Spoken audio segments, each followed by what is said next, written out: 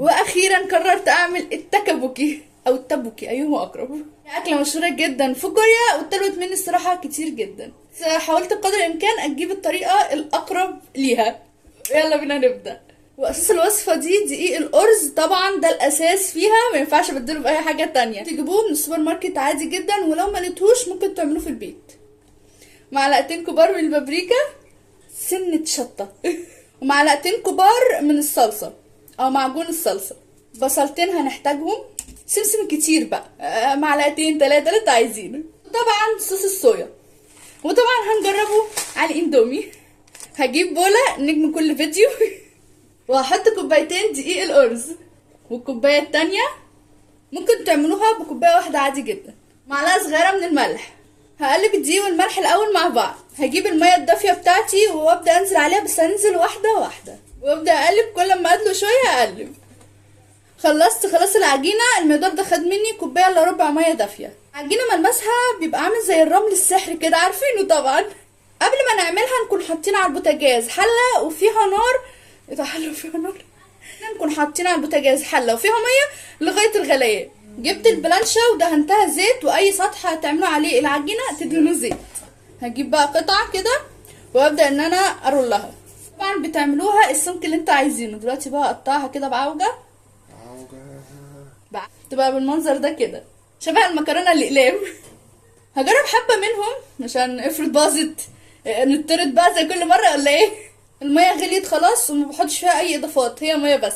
دلوقتي هبدا احط فيها التكابوكي بتاعنا. انا اتمرمرت يا راضي.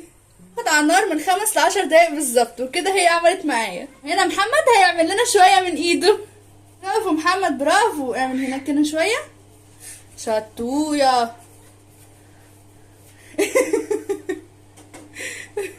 شاطر، برافو.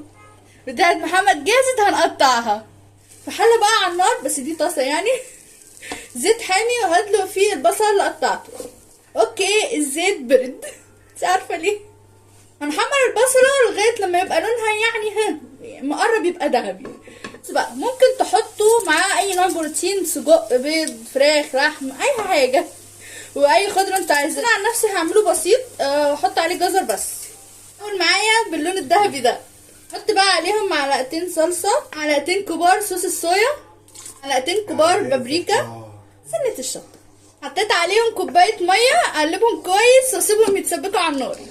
بعد ما اتسبكت معايا هبدا ان انا احط التكابوكي بتاعي عشان ياخد طعمه كده. طيب انا حطيت الكميه كلها.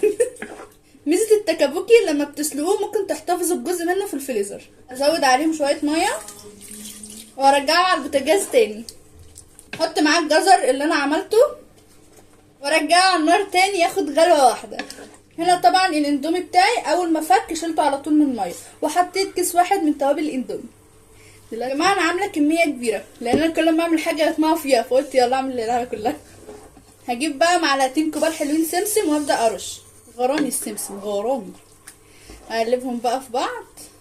بفكر المره الجايه اعمله بدل الاندومي مكرونه، هيبقى خطير اكيد. وخلاص خلصت، شكله جميل قوي. حطيت كمان سمسم على الوش، هتشوقوا ادوقه. بسم الله، تحفه.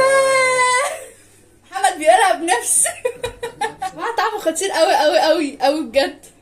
شفت ناس بتقول ان العجينه نفسها مش حلوه، بس لما دقتها لا، طعمها جميل على فكره، مش مره ومش وحشه، طعمها حلو. جربوه ومش هتندموا لان هو طلع خطير. انا كده خلصت. لو عايزين مني اي حاجه تانية ما تنسوش تقولوا لي. باي. تقريبا مش هطرد المره دي.